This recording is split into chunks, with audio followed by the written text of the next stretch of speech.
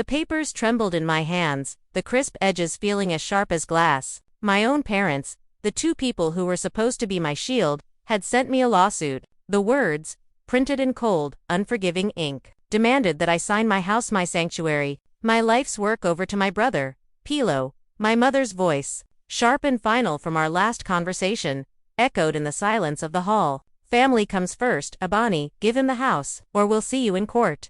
My knees felt weak, my breath caught in my chest, but I refused to let a single tear fall. They thought they had me cornered, a trapped animal with no way out. What they didn't know, what they couldn't possibly imagine, was that my lawyer was already smiling, holding the one piece of evidence that would turn their world upside down. It had started on an ordinary evening. Abani returned home, the day's exhaustion settled deep in her bones, wanting nothing more than the quiet comfort of her own space. As she bent to retrieve the keys she'd dropped, her eyes fell upon something wedged under her front door. A thick brown envelope lay there, pushed halfway through the frame. She initially dismissed it as another bill or a stack of junk mail, but its unusual weight sparked her curiosity. Picking it up, her heart began to beat a little faster. She tore it open right there in the hallway. Inside were several official-looking documents. The first page was a blur of legal terms, but a few words leaped out, grabbing her by the throat. Legal notice. Lawsuit. It was a formal complaint filed against her by her own parents. They were demanding that she legally transfer the ownership of her house to her younger brother, Pilo. There, at the bottom of the page, were the signatures of her mother and father, etched in black and white, a cruel confirmation of their betrayal.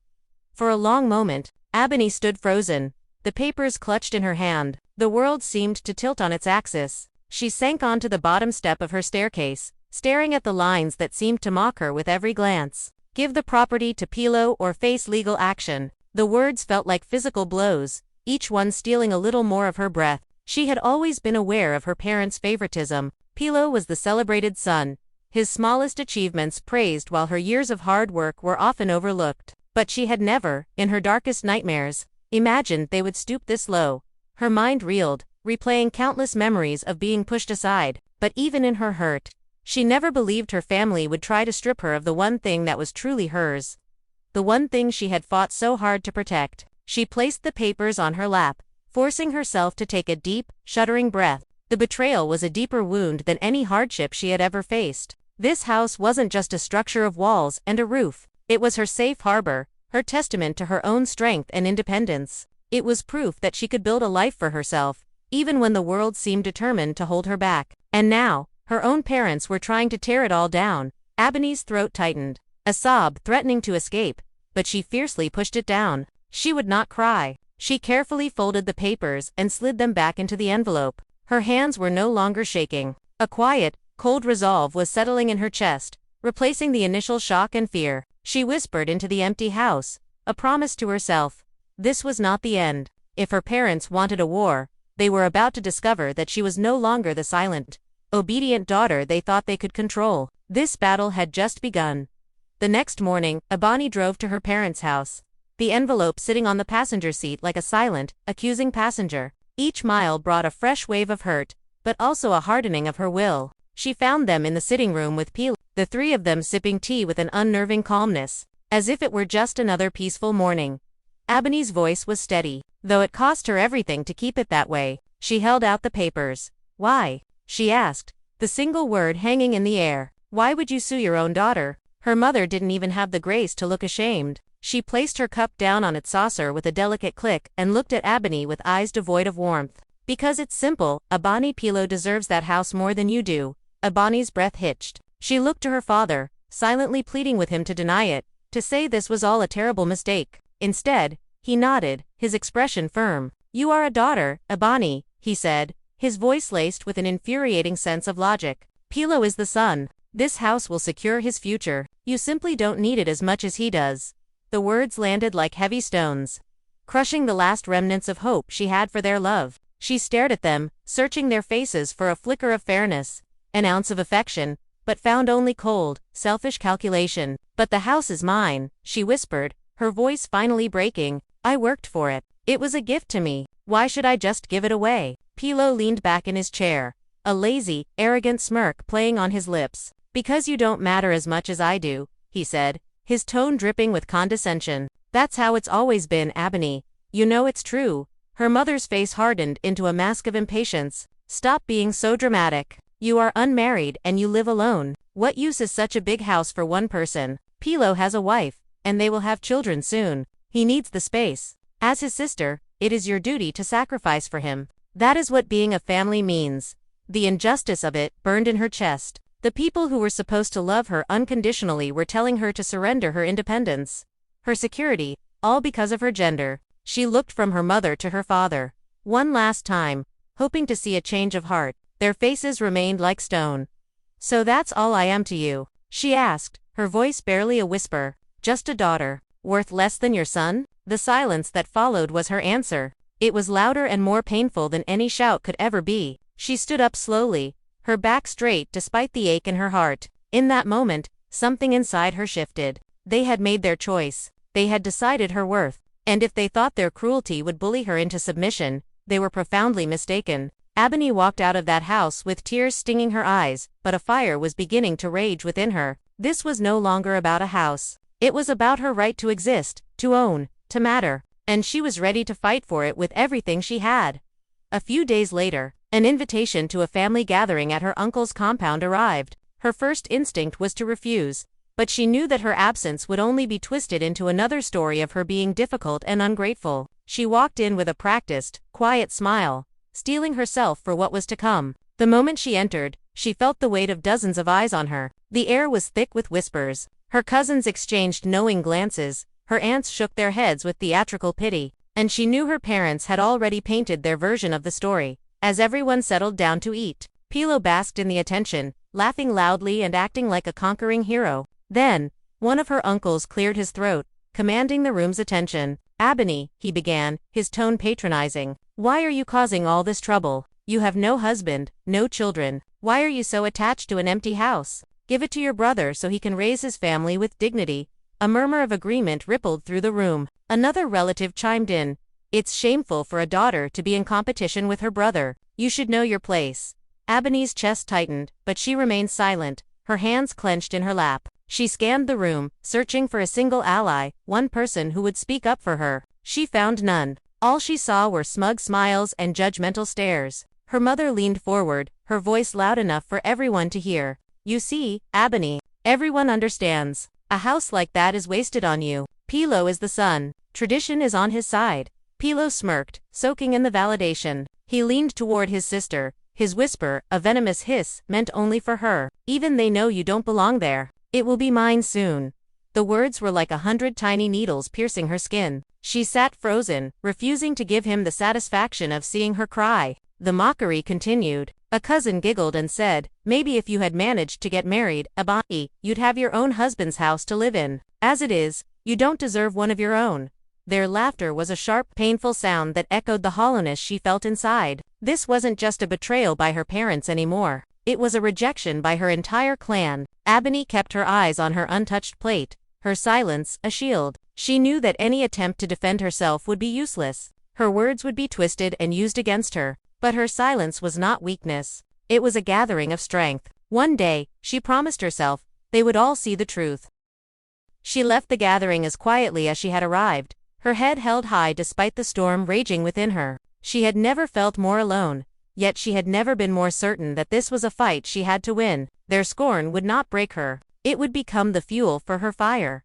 Returning home later that week, Ebony found Pilo waiting for her, leaning against the gate to her house with his arms crossed and a smug look on his face. She tried to walk past him without a word, but he stepped into her path, blocking the way to her own front door. Ebony, he said, dragging her name out with a sneer. This is all so pointless. You know, you should just start packing your bags now. This house will be mine soon enough. She turned to face him, her jaw set. This is my home, Pilo. You can't just take it. He let out a soft, condescending chuckle, as if speaking to a foolish child. You're forgetting how the world works, dear sister. I am the sun. They are all on my side. The court will never choose you over me. In a few weeks, you'll be homeless. And everyone will see this was just a waste of time. The word homeless struck her with the force of a physical blow. She had worked tirelessly to build this life, to have a place that was hers and hers alone. And here was her own brother, casually threatening to tear it all away. For a fleeting moment, panic seized her. Then, She took a slow, deep breath, anchoring herself. "You're too confident, Pilo," she said, her voice surprisingly calm. "You've spent your whole life thinking everyone will fight your battles for you. You're in for a surprise." His smirk widened. "A surprise? Don't make me laugh. Our parents know this house should be mine. My wife is already picking out new curtains. I've told my friends where the housewarming party will be. You're just a temporary guest here. Ebony, your time is up." His arrogance was suffocating, but instead of crushing her spirit, it fortified it. His cruel words were a stark reminder of what she was fighting for. This wasn't just about bricks and mortar. It was about her identity, her struggle, and her victory over life's obstacles. She met his mocking gaze without flinching. "You see me as weak, Pilo. You will soon learn how wrong you are." With that, she pushed past him, unlocked her door, and stepped inside, shutting it firmly behind her. She leaned against the door, Pilo's sneering face vivid in her mind. But instead of fear, she felt a fire ignite deep within her soul. If he thought she would surrender, he was about to discover that this fight had made her unbreakable. That night, Ebony sat at her dining table, the legal papers from her parents spread out before her. She read them over and over, the anger in her chest solidifying into cold determination. They all acted as if the house was theirs for the taking, a bargaining chip in their game of familial favoritism. They had forgotten one crucial, undeniable truth. This house had never belonged to them in the first place.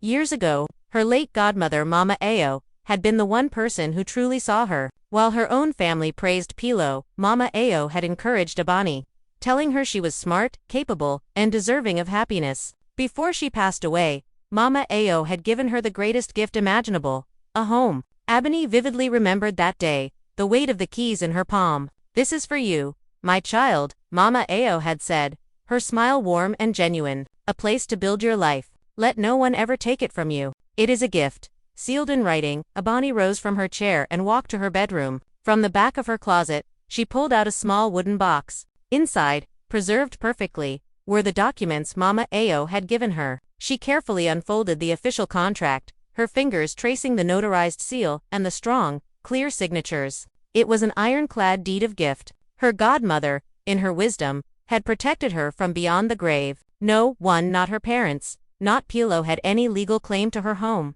Holding the papers, a profound sense of relief washed over her, the first she had felt in weeks. She had been feeling cornered and attacked, but here was the truth, irrefutable and absolute. They could threaten her, mock her, and drag her to court, but they held no power over what was rightfully hers. She returned to the table and read the contract line by line, a small, defiant smile touching her lips for the first time. They all thought she was walking into this battle alone and unarmed. They thought they could break her, but they knew nothing about her secret weapon. Her family had built their case on a foundation of lies and entitlement. She had built hers on the truth. Ebony placed the papers back in their box, whispering a silent thank you to the woman who had been more of a mother to her than her own. The fear was gone. In its place was strength, clarity, and the quiet confidence of someone who was about to win.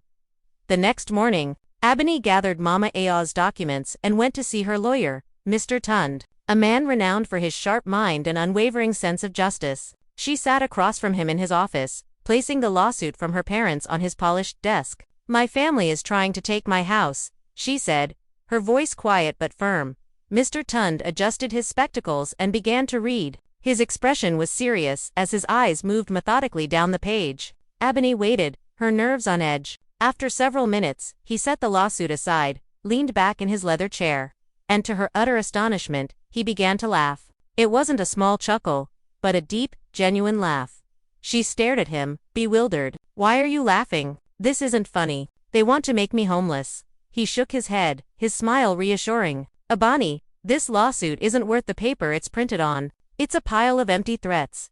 He then picked up the deed of gift she had brought. "This," he said, tapping the notarized seal, "is all that matters. This document destroys their entire case. The house was legally and irrevocably gifted to you. Your parents have no claim, no standing, no case.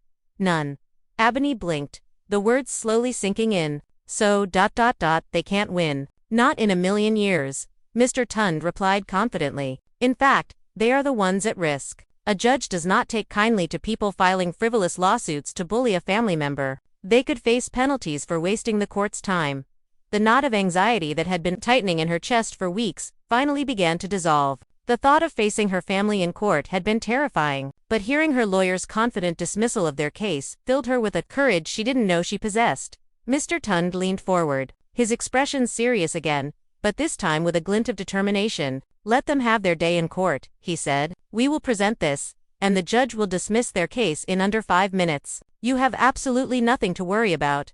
Tears welled in Ebony's eyes, but for the first time, they were tears of relief. A faint smile touched her lips as she clutched the contract. The fight wasn't over yet, but now she knew she was standing on solid ground. Her parents thought they had set a trap for her, but in reality, they had just walked into one of their own making. She would walk into that courtroom not as a victim, but as the quiet victor they never saw coming.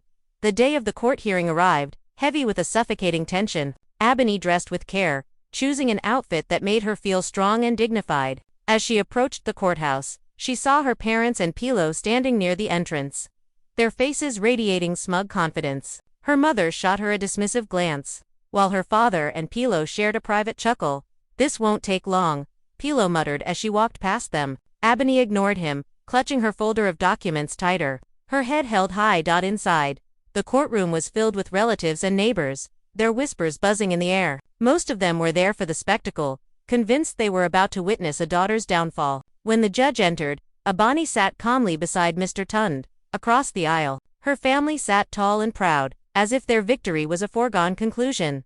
Her parents' lawyer stood first, his voice booming with false righteousness. He painted Ebony as a selfish, unmarried daughter clinging to a property she didn't need. He spoke of Pilo's rights as the son, the future of the family, and the tradition that demanded she step aside.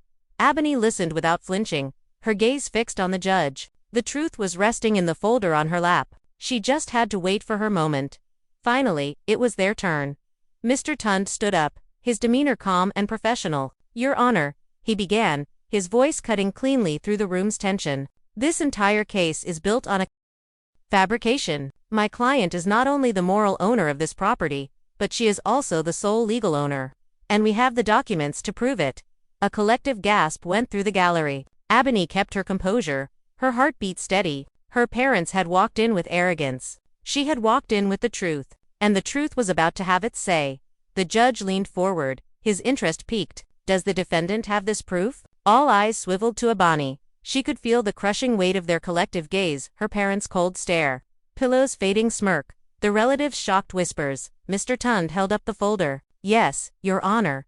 He opened it with deliberate care and pulled out the original deed of gift. The documents were crisp, the official seal unmistakable. He walked forward and placed them before the judge. "This," he announced, his voice ringing with authority, "is the legal contract signed by the late Madame Ao, gifting the property in full ownership to my client. The plaintiffs have never had any authority over this house. Their claim is, with all due respect, a fantasy." The judge examined the papers, his expression shifting from neutral curiosity to firm conviction. The sound of him flipping through the pages was the only noise in the stunned silence. He looked up, his gaze sweeping over her parents and Pilo before landing on Ebony. "These documents are ironclad," he declared. "The property belongs to Ebony and to her alone." The words hit the room like a shockwave. Relatives who had mocked her now stared in disbelief. Her parents froze, the color draining from their faces. Pilo, who had been on the verge of victory, sat bolt upright, his mouth agape. The judge continued, his tone sharp with disapproval. "This case is a flagrant abuse of the judicial process. It should never have been brought before this court." He looked directly at Ebony's parents, his voice dropping to an icy, dangerous level. "You have wasted this court's valuable time with a claim built on greed and deceit. You stood here demanding justice while acting with profound injustice toward your own daughter. Be warned," he added, his eyes narrowing, "filing fraudulent claims carries severe penalties. You are on very thin ice." A wave of murmurs swept through the courtroom. The same people who had judged Ebony now looked at her parents with open disgust. Pilo looked like he might be sick, his arrogance replaced by a raw, public humiliation. The judge then turned his attention to him. "And you, young man," he said, "were all too eager to snatch what was never yours. Let this be a lesson. The law does not bend to entitlement." Through it all, Ebony sat in quiet dignity. She didn't need to gloat. The truth had spoken for her. The tables had not just turned, they had been completely overturned. The family who had tried to strip her of everything now had nothing left but their shame.